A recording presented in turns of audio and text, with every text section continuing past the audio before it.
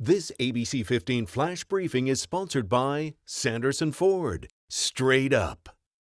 Hello, I'm Faye Fredericks with your top stories from ABC 15 Arizona. A scare on campus in Buckeye after a student brings a gun to school. We first want to tell you no one is hurt and there isn't any threat. Police arrested a student this morning at Verrado High School. Two teachers stopped him and got the gun away as police arrived. Investigators are now trying to figure out why he had the gun and how he got it. Students were sent home early after a short lockdown. It's been more than 4 weeks since loved ones have heard from a Valley doctor and her sister after they left for Europe for what was supposed to be a week-long trip. So here's the timeline on this. Dr. Lyla Amore and her sister Susan Frazier flew to Switzerland February 5th.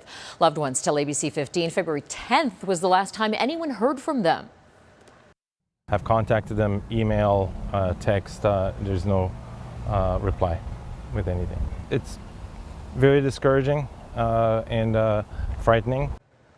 Dr. Amore is a prominent physician here in the Valley, and her sister, an established registered nurse. We're told both love their job, so when they didn't show up for work February 15th, it triggered red flags. Local and international authorities have been contacted, and the Valley medical community tells ABC 15 they'll keep searching until their friends come home safely. Now to the spiking prices at the pump. Don't expect Arizona to help drivers by suspending the 18-cent a gallon gasoline tax. Gas averaging $4.61 here Wednesday. Diesel will cost you $5.14. Eliminating the tax sounds good, but it could end up costing us in the end. Those funds pay for major road projects across the state, and the governor says repairing infrastructure is the priority.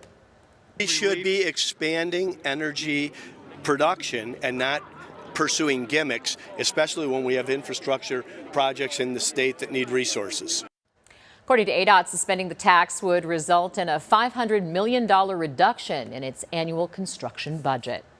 This is the first March Madness where sports betting is legal in Arizona, and with the Arizona Wildcats a #1 seed in the NCAA men's tournament, excitement is in the air and at the state's sports books.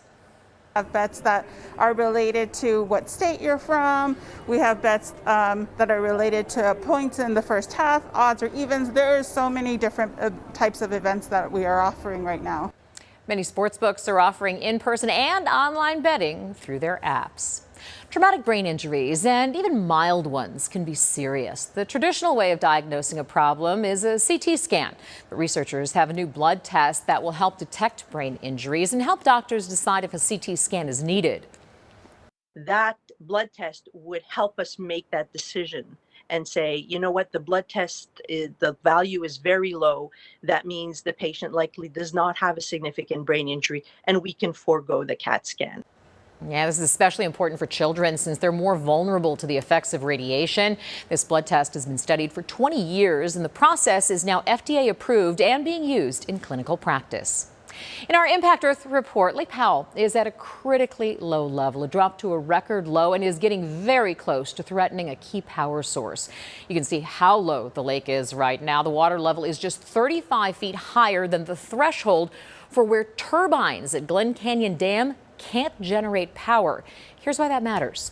The dam helps supply power to 5 million people in 7 states, including here in Arizona. Federal officials are confident that won't happen, expecting lake levels to go back up soon from the springtime snowmelt. While it's okay in the short term, more still needs to be done for water preservation. As we've reported, Arizona, Nevada, and California already are taking cuts tied to Lake Mead, also at a very low level from the ongoing drought. I'm Chief Meteorologist Amber Sellens with a look at your forecast as we track a storm system moving through our state today. It has brought some showers to northern Arizona, and chances are going to continue across northeastern Arizona for a few more spotty showers late tonight into early tomorrow morning. Then it clears out. The rest of the week looks dry. Some passing clouds Thursday night into Friday, but no rain with that. And the next storm comes in as we head through the weekend. This area of low pressure bringing chances for rain and snow showers back to our state. Even a slight chance in the valley on Sunday. A lot more wind and a big drop in temperatures, about 10 to 15 degrees cooler by the end of the weekend. Here's a look at tomorrow, though. As our 80s continue here in the valley, we'll start things out in the 50s early on, hit the mid-60s by 9 a.m., mid-70s at noon, and then those 80s will take over in the afternoon hours. Phoenix at 82 tomorrow, 83 on Friday, and up to 87 on Saturday. Then the big drop, taking us to 73 on Sunday with a 20% shot at a few spotty showers. For the latest headlines, weather, and traffic, head to abc15.com or download the free ABC15 mobile app. This ABC 15 Flash Briefing is sponsored by Sanderson Ford. Straight up.